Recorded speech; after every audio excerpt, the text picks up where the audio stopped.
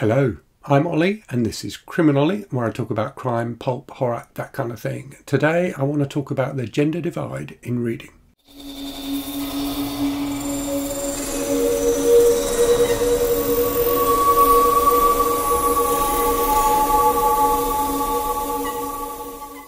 So it seems to me that it is a fact that women read more than men and are more likely to be dedicated readers than men. And certainly in the UK, and I suspect it's the same in other countries, there is often a narrative around education that teachers struggle to get boys to read, whereas girls are, much more likely to pick up a book for pleasure. And my sister is a teacher, and she's, told me that she, quite often sees girls in her classes. So she's an English teacher, reading Colleen Hoover and people like that. Whereas for the boys, there is, there's no equivalent. So, reading is something that is more attractive to girls and more pleasurable to girls than it is to boys for whatever reason. And I'm not going to get into the kind of psychology and things like that, but I wanted to make a video kind of talking about the subject because I do think it's quite interesting, and it plays into some topics I've talked about before in terms of the decline of popular paperback fiction over the years. And actually it turns out, having done a bit of research for this, that I had a misconception about that. So my theory that I've talked about on the channel before is that popular paperback fiction, and I'm talking about kind of trashy stuff like this, so The Executioner, Fire-by Seattle from the Executioner series. So the Executioner series ran from I think the late 60s up to I think probably the early 2000s, and then died out. So very much a male focused type of book. So this kind of book is called men's adventure. So something that, guys would enjoy reading on the train to work and what have you. And my theory was that, books like this, like real popular kind of paperback fiction that you'd pick up in a drugstore or a newsagent or whatever, had died out over the years because there were other things that demanded people's time, that people could turn to for entertainment. So, TV, home video, if you go through the decades, so kind of the growth of TV, home video, video games, and then streaming services and things like that. And also when people are out and about, the fact that nowadays people have smartphones with them that they can watch movies on, things like that. Certainly when I commute into London, I may see a handful of people reading books, but the vast majority of people will be watching Netflix on their iPads or whatever, or doom scrolling on their phones. So my kind of hypothesis was that that growth in technology and the affordable availability of technology that would provide entertainment to people had led to a decline in paperback sales, which meant that that something like The Executioner, they don't write them anymore. And I think that's true to an extent, but I also think there's a huge gender divide there, because when I looked this morning for some stats about Harlequin, so Harlequin being the preeminent publisher of disposable, is disposable the right word, of kind of cheap, quick, enjoyable romance fiction. So Mills and Boon as they are in the UK. So here's a Mills and Boon double I've got.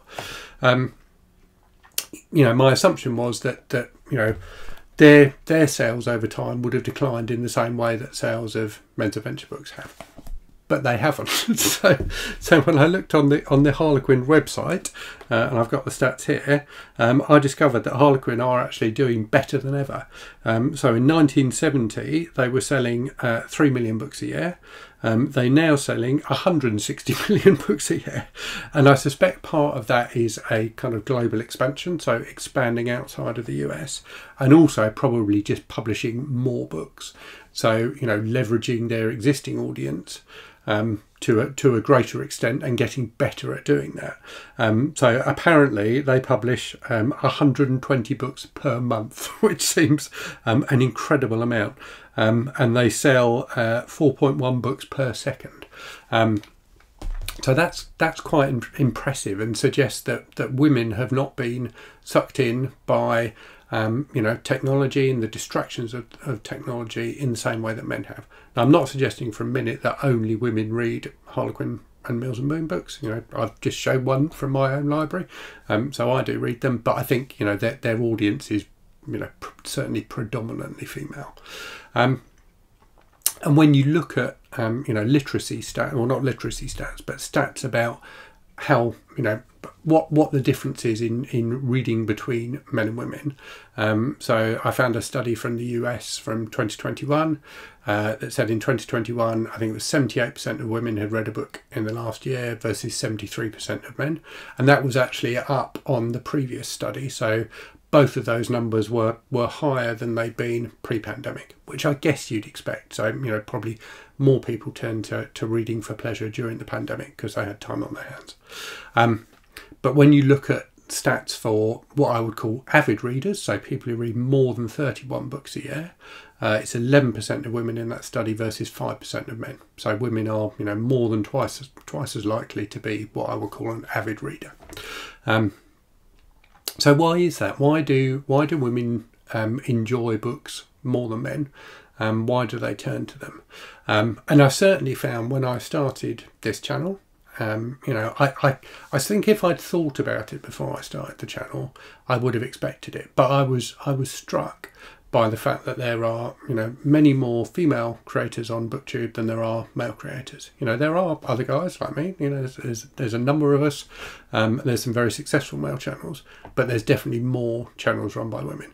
And I also discovered that whereas there are lots and lots of channels who specialise in talking about romantic fiction, there are no or very, very few channels that specialise in talking about, kind of men's adventure type fiction or, espionage fiction and things like that. So there's definitely something that appeals, there's more of a community, I guess, of readers amongst female readers and readers focusing on female focused genres like romance than there is for men. So if you look at that 11%, 5% stat, it feels to me, and I've not done a scientific study of this, but it feels to me like there are more than twice as many female booktubers as there are male booktubers. I might be wrong.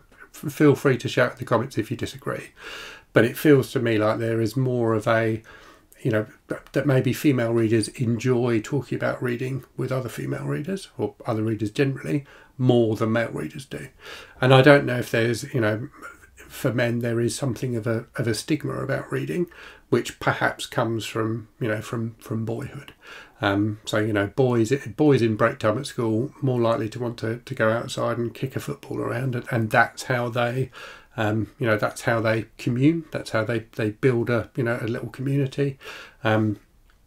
Whereas girls may be more likely to read and talk to each other about the books that they're reading. So my technology hypothesis now then is that there were probably always more female readers than male readers, but the male readers there were quicker to migrate away from reading when other alternatives presented themselves, like home video games and things like that.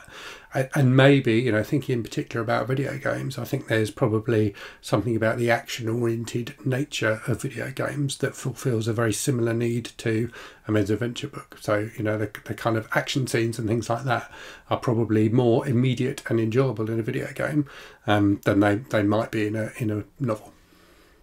So some random thoughts there from me on reading. Do let me know in the comments what you think. And as always, thanks very much for watching. Hope you're safe and well out there. Hope you're reading good stuff. And I'll speak to you again very soon. Cheerio.